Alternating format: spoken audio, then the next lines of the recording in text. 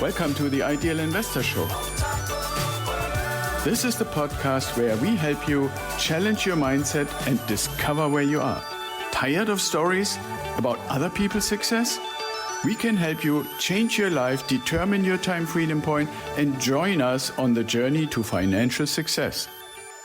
Let's go. Hello and welcome back to the Ideal Investor Show, where we bring you great guests to talk about really interesting and innovative things that we have available. And today we have a wonderful guest. We have Orianna Nunez. At least I hope I said that right. Orianna, welcome to the show. Thank you, Axel. Thank you for having me. I'm excited to be here. Yeah, thank you. And you've been really great, educating me, and I want to thank you definitely for that. And today was the opportunity to actually bring you onto the show and talk a little bit more extensively on what Padsplit really is. But before we do that, can you describe a little bit kind of like the history, the story on how you ended up where you are right now? Well, real estate has always been there for me, but I didn't know it was real estate. I started doing secondary mortgage locks for a local company here.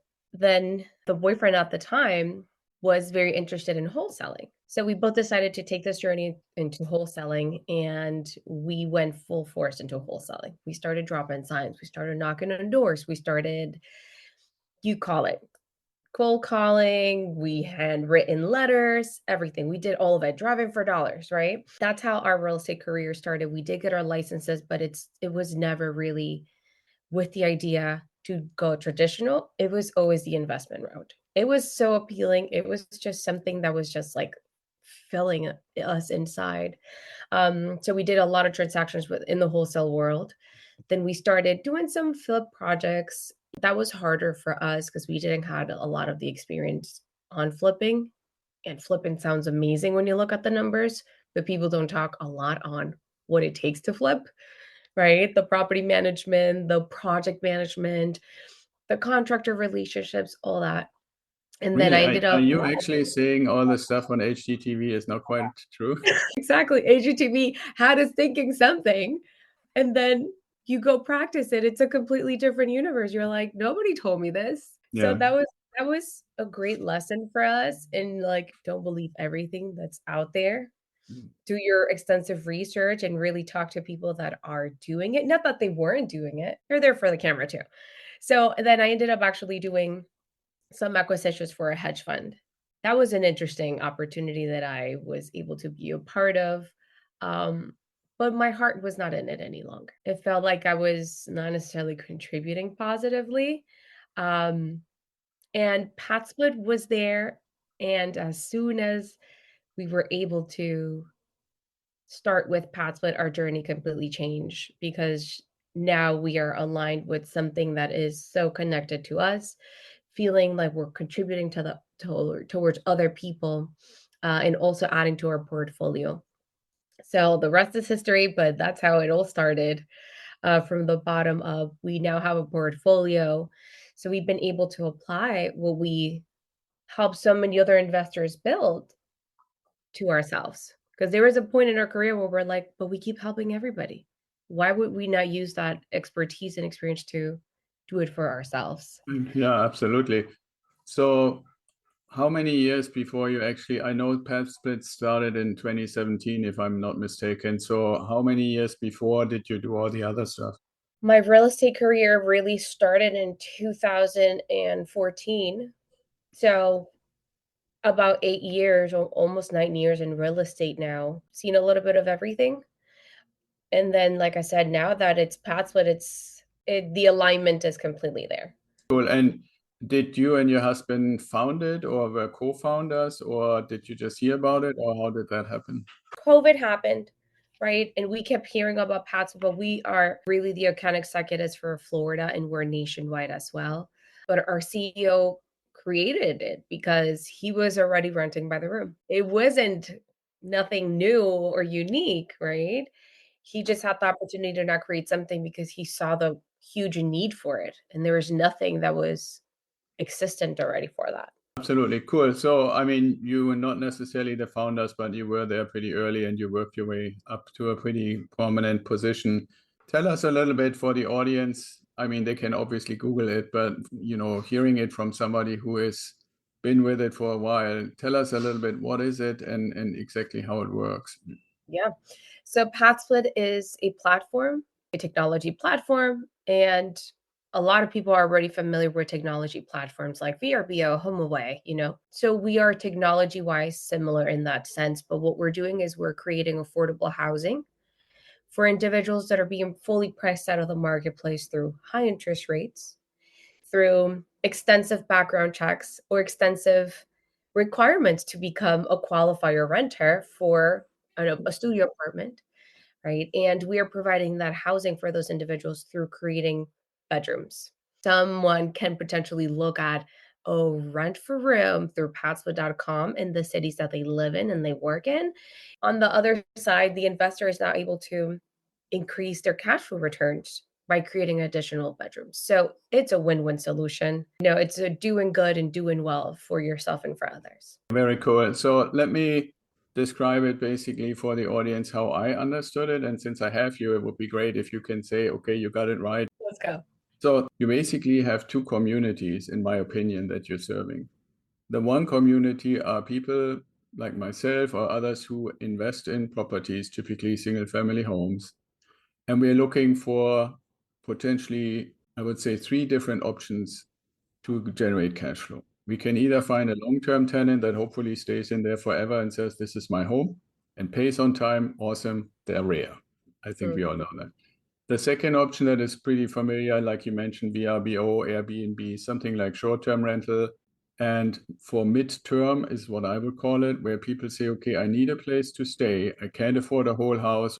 So they'll be renting by the room, as you said. So I believe that's, the community, and maybe we can touch on some numbers in a few minutes. And then investor now has this increased cash flow, but the people that you're serving are, and I'm really intrigued by that part and I want to have you explain it a little better than I can.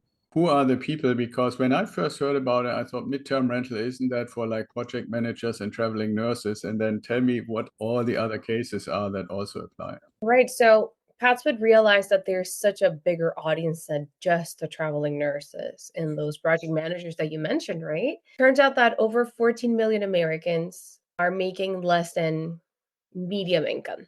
So we're talking about $45,000 and under a year, right? Right. And maybe we don't really notice all these people on our daily basis, but they're always there present. Now we're targeting a significantly larger pool versus just a very specific niche, right? I think traveling nurses were very popular through COVID and they're still very lucrative as an investor. But now Patslet said, no, let's not do this. We got to do all this, right? So people that work for retail stores, people that work for hospitality from service workers, of course, anybody that's in the entertainment, we're talking about attraction parks, of course, all of Florida, there's Texas, all those, right? Entertainment centers like a good studio or a good football center, things of that nature, and recent graduates. Why? You just are getting into the workforce and you're getting an entry level pay job, but that Right. is sufficient for you to qualify, right? As they're asking 3 times your income, but maybe I just make 1.5. Let's take that maybe as an example, Oriana, so people can relate. If somebody decides, okay, I want to work at Disney, how much would you say is somebody getting out of school or getting out of college or whatever the reason is that they say, okay, I'm getting my first job, I want to be independent. What would you say they're making per month or per year? Someone that is in that specific category that we just mentioned, I'll give you target starts at $15 an hour. I wanted to go a little bit in an example. So if we just say, okay, 2000 a month on first glance, you would say, okay, well, would I be willing to spend like $700-800? And this is gross, right? Like still have to pay taxes on it. But let's say, it were $2,000 a month. They still find a place, let's say for $700-800 to rent. Why wouldn't they just go for a regular studio or apartment? First time deposit, last deposit, you got to still provide 3 times your income. Right. So the qualifier is 3x of what you make, but you don't make it because on paper you don't reflect that, because that's how much security those traditional renter spaces want to get a good renter to avoid, of course, a lot of different issues that can potentially happen. They're also now requesting good credit score. Not everybody has a good credit score. So that's the reason why we're making it so much accessible for those people, because they're working people, they're taxpayers, but they just can't qualify under those stringent qualifications to become a renter in a space, especially as a single income earner. Now, if it's a couple, it's a little bit easier to combine, create that 3 times income. But as a single income earner, it's challenging, right? And like you said, someone that's just getting out of or maybe before college, but still getting an entry level pay job at Universal or Disney, it's not sufficient for them to be able to do regular life. If they want to go out and eat one day, if they want to buy themselves something for products for themselves, and also pay rent and also pay car and insurance, it's a lot of taxing income for those people. Yeah, exactly. And so if we take our example with 2000 income, let's say they get net maybe 1700 or something like that, and they want to rent a place for, let's say, $800 a month, they would have to actually, to qualify, none of the other stuff you already mentioned, they would have to show 2400, right? But they're really only having 1700, so they're disqualified there. Then if they rent something for 850, and even if they only have to do the 1 month rent security deposit and then the last, well, that's $1,700 that they first have to have somewhere, and probably not have a huge savings account to start out with, right? And then the third one, I think I just want to reiterate that when you're early in your career, there is a really kind of almost, I would say, malicious process going on when the kids get to the age where they're legally allowed to have a credit card. It's almost like vultures. The banks and credit card companies try to get them credit cards, but nobody educated them how to deal with money, right? I agree. So even though they might show up in the system, but they have all kinds of like unpaid debt or defaults or stuff like that, which is obviously not great. Now they're in the workforce with a bad credit score that doesn't allow them to have access to anything now, Yeah, right? exactly. Years for them to be able to rebuild that. They're disqualified when they would try to get into a studio apartment for themselves. Right, and that's exactly my point, right? Like you said, they don't have a credit score or not a good one. They don't have 3 times the income to qualify in that sense for the rent if they were to apply it in an apartment complex or studio. They also have typically not a whole lot of savings to make any kind of security deposits or stuff like that. Right, and so tell us a little bit about that. How is your experience with the kind of people you have? Maybe you can describe for the audience a little bit. Who are the kind of people? How dependable are they? Because I know those are the questions that somebody would ask. Let's talk about the connotation that affordable housing has. It's usually not good because Right. you instantly think government assistance. You Yeah. instantly think aid from the government, Section 8 renters, right? And there's a negative connotation with that. I do think that we are internally trying to shape what affordable housing is, because the reality is there's great people that are part of the workforce, that are taxpayers, that are on time, that are really trying to get out of that situation so they can continue to rise above, right? So I have in my properties, I have properties in Orlando and in Jacksonville. Let's talk about Orlando. Quite literally Disney employees. Like, I have another young lady that works for Universal. She works at a restaurant in Universal. I have a couple, 2 males that are younger males, and they work at the front desk at the hotels that are nearby. I have another individual that is part of a construction team. So he's a construction worker. In some of my properties in Jacksonville, I have a general manager for a Hooters. It's so many different walks of life. It could be someone that works for the airport that is doing work every single day. You don't see them, right? You don't see them unless you are at the airport and maybe you only think, oh, well, flight attendants, so much larger job available in an airport than just the flight attendants, right? So my experience with all those members have been they pay on time. They're there to sleep and to rest because it's a safe space that now they have, right? They probably didn't have that before. So now they're able to go home, rest, get ready so they can continue the following day. And we have heard stories of members that have stayed at a Padsplit have allowed Padsplit has allowed them to save enough for them to now be able to go out and buy a house for themselves, buy a Padsplit for themselves, buy a car because they had the opportunity to financially get at a steady space, fix their credit, and now they can enter into a new different phase of their life. and continue to grow from there. Okay. And so can you say on average how long people stay and what's their thinking about staying at Padsplit? Do they think that as a transition to something else, or how would you describe it? Yeah, that's a good question. So the platform as a whole has an average stay of 8.5 months. So Okay. we're seeing 8 to 10 months on average, right? Of course, we've seen people stay 2 years and we've seen people stay 3 months, right? But this is an average of the platform. And the concept to use Password is a temporary space to either financially get all caught up, as now they're not allocating 60% of their income into living, but it could be 40%. So now that 20% allows them to do other things for themselves, right? That might be more important at the moment. And again, we've seen a lot of people leave Padsplit because it's a good foundation. It's a good place for them to get caught up. And Padsplit also helps them build their credit score. I If they was were just about to say, describe that a little bit more. When they pay, how often they pay, how it helps their credit score. when they pay on time and they pay us weekly or biweekly. So we rent rooms by the week. Okay. But the members choose to pay us either on a weekly or a bi-weekly basis. And the reason why we are aligning here with this type of payment structure is because most people get paid bi-weekly. So it allows the members to be more responsible with their finances because it's aligned. Income comes in, okay, rent is due. And thus, Patswood has a really good collection rate as Patswood does all the payments and the collections.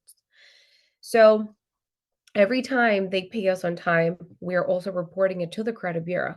So throughout their stay, we have been able to increase their credit score between 40 to 50 points. That's significant.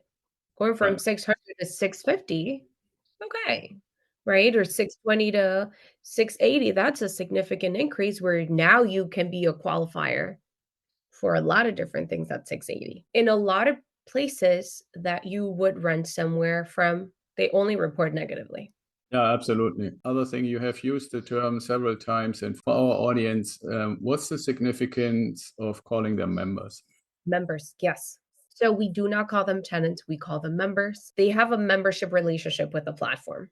So what happens is that they will sign up with the platform. The platform, Patswood, will do a full background check, work check, credit verification on them. We do not disqualify based on credit score, but we check it. And that is like a membership sort, right? So once they have access and they have been approved by the platform, now they have access to seeing all the properties in the rooms that are available in their area. They can only see what is within their qualifying amount. So if Password tells me based on what I provided for income for them to qualify me, they will allow me to qualify for a $240 a week. So I have only the purchasing power to acquire something that is within my price range. Right, I right. still have all the other rooms, but I would not be qualified necessarily to rent some of those other rooms since they're not within my purchasing power, right? And that is why we call them members. It's a membership agreement with the platform. Right. And I wanted to build a bridge here at this point because like you just said, the people that are renting the rooms have a membership with Padsplit. Now, if we put ourselves, since our audience is predominantly investors in real estate, from a host, as I know you call us a host, how is that relationship with the members versus Padsplit from a host perspective? There's almost two relationships. Since Patswood is like the middle, right? And we're the bridge connecting the member and the investor. So let's talk about the investor. The investor has a relationship with Patswood as a long-term lease agreement. So you, Axel, will rent your property to Patswood for a long-term lease of 12 months. So Right. this means that you have a long-term relationship with Patswood with a long-term lease agreement. We are really just promising kind of like tenure and stay, but there's no really dollar amount between you and I. It's just almost like a corporate lease of sorts. Okay. Right. And then there comes the other relationship with the member in the platform. So Patswood is the liaison between both the member and the host. We're similar to a short-term rental platform. You use the platform to market, to list, and then everything is connected through the platform. Right. Well, I also wanted to make this point because any of our audience members who might say, okay, I have an investment property, this all sounds really interesting what Oriana is mentioning. So if I imagine to take my property and make it basically available on Padsplit, I think in summary, what we just learned is there is a 1 year or hopefully multiple year in the future long-term lease agreement between Padsplit and me or anybody else as the investor. So this Correct. whole thing about, like I have to basically have agreements with every single tenant in every single room and stuff, that's really not necessary. And as you mentioned, PadSplit is doing all the collecting, the payments come basically from one source. You're helping with the marketing, helping with the picture taking, organizing other things. So when somebody says, okay, this sounds really interesting, let's look a little bit on the financial side without digging too deeply. But if we say, okay, so Padsplit is my tenant versus Joe Smith out there is my tenant, and we have a 1 year lease agreement. If we take one of those Florida houses that we've talked about that has, let's say, 4 bedroom, 3 baths, and I could either rent it to a family or I can rent it with and use it in Padsplit. Can you describe a little bit what are the things that we would have to change in the house and what is the impact financially that we can get? So let's give numbers. Let's say long-term renter would cost about 2,000. Do you think that's reasonable within No, Florida? even 2,500. That's fair. So 2,500 for you renting a traditional to a family that will be there for 12 months or maybe 2 years. So now let's talk about Padsplit. So you originally had a 4 bedroom, 2 bath property. We said a 4-2. You and I analyzed the property, and I am suggesting for you to convert certain additional areas. I'm giving you some options on how you can do it, but we decided to create 2 more bedrooms out of the living room space and the dining room area. We have the space. It allocates perfectly itself for us to create those spaces. So now we are with the same property, but now it's a 6 bedroom, 2 bath. Okay. Right. So 2,500. And now we can rent those rooms at about between $800 to $1,000 a month, each bedroom individually. So now 2,500 to multiply that, let's say 800 times 6, you're really good with numbers. So that would be about 4,800, about $800 a month. And this is just average because we truly rent by the week. So technically it should be 4.33 because that's how many average Yeah, weeks I per month, know. Yeah, yeah. right? So let's call it 4,800. So alone in that difference, $2,300. Income alone, we already doubled it. Now there are additional expenses that you are now responsible for as the Padsplit host. And these are going to be very similar as the ones that you would have in the short-term rental space. So now you're responsible for paying for all utilities, any type of maintenance that the property requires, potentially cutting your grass, maybe some pest control, any type of maintenance with air conditioning and air filters and any maintenance that the property will have. So even when we subtract, let's say another $1,000 in overhead expenses because multiple things can happen, right? We still have profit about $1,000 extra. That maybe in a long-term rental, what do you think would be the profit for about $2,500 a month? Well, you have, I mean, to compare it for fair comparison, it would be basically a cash purchase house without any financing on it. Then you would have probably 10% on the property management fee because at least in our model, people wouldn't manage it themselves. Right. Right. So that takes 230, and then you want to put some reserves and stuff like that. So out of those 2,500, I would say in a cash purchase house, you might end up maybe with 1,700 somewhere in that area. Now that's obviously tenants paying their utilities and taking care of their surroundings and stuff. So 1,700, and I think in your approach, we probably talking closer to 3,000 total. And what we would want those rooms to look like would be something that is fully furnished because we do offer and we only rent fully furnished rooms. Another very thoughtful reasoning behind this is, well, we don't want people moving in with their entire beds. That's a lot. That's just so much for everything, for everybody in the equation. So they walk into a fully furnished room. All they have to bring is their personal items, and they're able to just allocate themselves right away into the property. We want, of course, privacy and security. So every bedroom should have a Wi-Fi lock or a punch code lock. Right. Everybody wants that, right? So that is a requirement. So traditional locks is something that we do not approve. You can choose the Wi-Fi lock or the punch code lock that you prefer, right? But that is something that we need from you. Um, and everything else that's basic. We want you to ideally have a bed, a nightstand, a night lamp. If you converted that dining room, you don't need to add a closet in there. You just need to add a dresser, an armoire, something to replace the absence of the closet for people to still be able to store their Right. personal belongings. And honestly, that's what it looks like, a traditional bedroom that is fully furnished. It's almost like you going into a hotel room. Everything is already in there. You just got to put your things and you're ready to go. I would say probably if you really want to get those $800 to $1,000, you probably want to also put a TV or something like that, right? I So, agree. yeah. There's a lot of ways to increase that income by adding those additional features. So for the furnishing, if we go back to our example of the 4-bedroom, 2-bath house, how much would you say an investor would have to account for to get that? We're seeing average expenses for investors for a bedroom between $800 to $1,200 to fully furnish a room. And this is including the lock and everything that it would need in the property, which is not that costly. I do have tons of clients that have come from the short-term renter space, and they have spent about $5,000 per bedroom.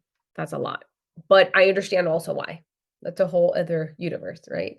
So we're looking at, on average, conversion 800 to 1,200 for the fully furnishing of each bedroom. So we want something that is durable. We want something that is will really age very well with high traffic, right? So don't go IKEA. There's some items of IKEA that are great, but IKEA might potentially break significantly faster with Yeah, I sale. hear you. And I mean, just for people to understand, if we say we had the 6-bedroom house, and even if we are a little more generous and say, okay, let's put 1,500 per room or even 2,000, so that's $12,000 one time basically. But we're also saying, and again, be conservative and say we're making $1,000 extra in cash flow. So within 1 year, the furnishings have been paid for. One other thing, when we're looking at through the investor lens, more realistic, an investor would probably have properties with mortgage on it. And there are these cool calculators. That's for our audience. I just want you to see the difference. If you have a regular long term, yes, you have the cash flow and you could do the same, but $1,000 or even $700 extra makes a massive difference in the amount of time it takes to pay off your mortgage. And this might be a little counterintuitive, but when the mortgage has a high interest rate, like most of the mortgages have right now, that is Right. even more important. If you can ultimately refi, great, and do that. But from an investor case, if you're not planning to consume this money or you don't want to put it aside for the next investment, you can actually get that property paid off much faster and you can always convert it back, right? I agree with you. Those are walls that could be removed easily if that's what you choose to, Yeah. right? So we don't want you to make significant structural changes to your property, right? And I kind of mention this often. Back in the 80s or 70s, the dining room was already a room, right? Everything was already like very individualized. Now, of course, everything is very open concept and we want to share all the space together. But it was very common for you to have a dining room that it was its own room. And there was like maybe two little rooms, the social living room and the private living room sorts, right? So it feels like we're almost kind of internally at Pats, we're going back to that and utilizing those spaces to maximize that cash flow. But I couldn't agree with you more. If that additional cash flow that the property is generating is a great opportunity for you to be out of that long-term debt, you are winning. You're talking about saving like maybe 7 to 10 years in a mortgage alone. Right. And so that's one option to say, okay, why would I do it? Might be to get full ownership without mortgage sooner. The other idea or the other option is to say, okay, if you just take those $1,000 extra, in 3 years, you can now buy another property with a down payment of $35,000, $36,000. You would have had to get that out of your regular job, save it on the side versus getting it from the Padsplit tenants and building your portfolio faster towards a point where your passive income is big enough so you don't have to have a 9 to 5 job anymore. So I just want to point out these opportunities that arise from that. Okay, cool. Any other things that you would like to bring up that makes Padsplit unique? The interesting about Padsplit is that we're not creating anything new. People have been renting by the room for years, decades, right? I think what's more important and unique here is that now everything is centralized. Just like Right. now we have a a platform where I can go and rent an Uber, right? I get an Uber because I know to go to Uber, right? That didn't exist before. There's a lot of different ways for me to grab a taxi, but now I can just, the tip of my fingers, the conveniency, right? Just get an Uber. So same thing here. Now we know that there's a centralized platform that it ultimately protects the investor, the member, and everybody in the equation. And that's why this is so valuable as well. We're here to also guide you on all the education, so you don't have to do this by yourself. If you have a million questions, we want you to have those questions because we're here to answer those questions. And again, we're not new, but as an operator, there might be a million different questions that you might have. And Padsplit is here to offer all that. So I'm here to also guide and answer all those questions in a more private setting. And we're excited for you to look and consider this as a additional alternative. One quick thing, you just triggered that in my mind. My brain sometimes works that way. You didn't mention what's the minimum time that somebody would have to commit to. So the member has a minimum commitment to the platform for a month and a day. That is the minimum. And the reason why we're doing that is for us to get out of the short-term rental category. So a month and a day is the minimum stay, right? And then after that, they're on a week-to-week basis. So can the owner say, okay, I at least want to have 3 months instead of 1 month? So you get to approve who stays at your property. And Right. in that interaction of the approval, you can make those questions. How long do you choose to stay? We would like somebody that will stay here X amount of time. So you ultimately have control on who is coming in, who is leaving your house. Right, exactly. I mean, I'm mainly saying it not because I'm suspecting the people being bad or anything like that, but it's just if you have that much turnover, if theoretically half your house changes every month, then it's really not that different in short, Yeah, but you do have a say in option on who chooses to be there. And I think those qualifying questions are essential, and also your tenure. When I have some properties where I have members that have stayed since I first opened it. And I mean, the 8 months average needs to come from somewhere, right? If everybody only stood for 1 month, then there wouldn't be an 8-month average. So I just wanted to bring that up because for the complete picture. Before I get to the last 2 questions I ask every time at any interview that we have for the podcast, I want to tell the audience that you have been a really wonderful support person for me and for our team. So what we're going to do is, if you want to learn more about Padsplit and maybe have a conversation with me and Orianna, we're going to put a link in the show notes that Orianna has provided exactly, both in the audio and then like Apple and Spotify as well as YouTube. And then anybody who wants to get in touch, just use that link and get in touch with me and Orianna, and then we set up a call and we can look at your property and see how suitable it would be. Right? Is that okay that way? Definitely. That's what we're here to do. We're here to consult with you and analyze if your property or one that you're considering or one that you currently own is a good fit. And we can look at potential. We can look at how to maximize it as everything. That's how we're here for.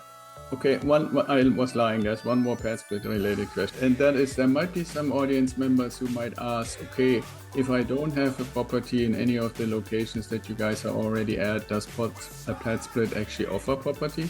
Oh, that's a good question. So right now, Padsplit is in 18 cities nationwide. Let's assume we're not in any of those states and you have a property in Wisconsin. We'll have a conversation on the Padsplit anywhere. But there is a really cool section on our website that is called Marketplace. And this marketplace is where investors that are actively posting in the platform are able to sell or buy. You can buy if you're not a host. You cannot sell if you're not a host. So Padsplit is only allowing hosts that are actively on the platform to sell their properties there. So that would really shorten the time to cash flow if you were to buy something that's already fully Padsplit ready. And that's another alternative on how to dispose of property. There's investors that are already looking for a fully converted, actively cash flowing property. Of course, it's going to cost a little more because they're going to include cost of conversion, furnishing, and all these items, but you're ready to go as soon as you close on that property. So that's how you can shorten it. But yes, on the platform, on the website, we have that section, and it's called Marketplace, and you're able to see everything that's available for sale from different investors.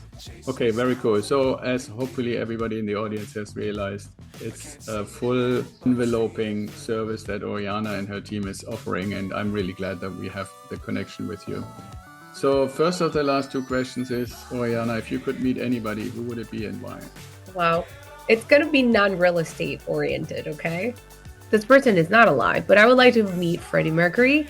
I have admired him my entire life, his strength, his power, his story. That would be it. Yeah, I was just looking over to my wife. I think she would come along with you if there were a way to meet Freddie Mercury in person. Oh my God. Huge Queen fan. Yeah. Okay, cool. And then the last question is always, if you had a time machine, where would you go and why? You know what? Maybe 2009, so I can buy a lot more properties at a really good price. So take the opportunity of the dip and buy properties for a really good price. Probably I would do that. That would be my time machine. Utilize my current knowledge in that time and space to acquire a lot of properties for a good price. Yeah, you would whisper to younger Orianna, this is the deal of the century. Buy more now. All right, cool. Well, it was wonderful to talk to you today. Thank you again for being on the show, Orianna. Thank you for having me. We'll talk soon. Yep.